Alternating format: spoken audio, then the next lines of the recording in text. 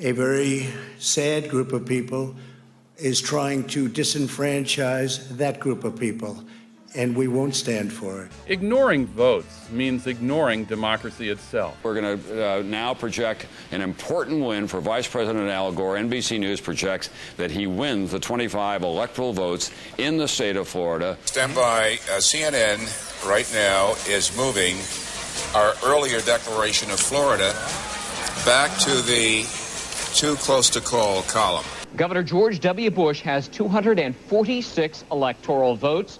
Vice President Al Gore has 249. Keep in mind, they must have 270 electoral votes to become the next president of the United States. The key is at the bottom right-hand corner of your map. That is the state of Florida. CNN declares that George Walker Bush has won Florida's 25 electoral votes. But this race is simply too close to call. And until the recount is concluded and the results of Florida become official, our campaign continues. Bill Daley, the chairman of the Gore campaign, you just heard it.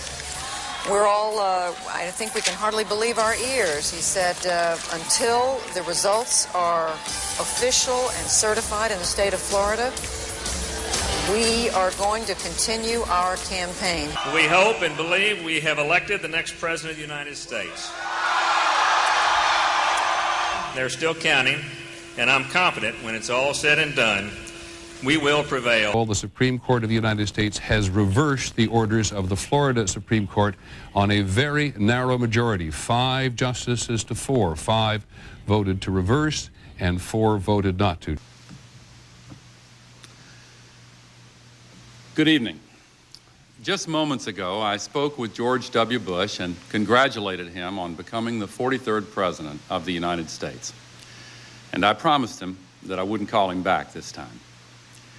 I offered to meet with him as soon as possible so that we can start to heal the divisions of the campaign and the contest through which we've just passed. Almost a century and a half ago, Senator Stephen Douglas told Abraham Lincoln, who had just defeated him for the presidency, "Partisan feeling must yield to patriotism." I'm with you, Mr. President, and God bless you. Well, in that same spirit, I say to President-elect Bush that what remains of partisan rancor must now be put aside, and may God bless his stewardship of this country. Neither he nor I anticipated this long and difficult road. Certainly neither of us wanted it to happen. Yet it came, and now it has ended, resolved as it must be resolved through the honored institutions of our democracy. Over the library of one of our great law schools is inscribed the motto, "Not under man, but under God and law." That's the ruling principle of American freedom, the source of our democratic liberties. I've tried to make it my guide throughout this contest, as it has guided America's deliberations of all the complex issues of the past 5 weeks. Now the U.S. Supreme Court has spoken. Let there be no doubt, while I strongly disagree with the court's decision, I accept it. I accept the finality of this outcome, which will be ratified next Monday in the Electoral College. And tonight, for the sake of our unity as a people and the strength of our democracy, I offer my concession. I also accept my responsibility, which I will discharge unconditionally, to honor the new president-elect and do everything possible to help him bring Americans together in fulfillment of the great vision that our Declaration of Independence defines and that our Constitution affirms and defends.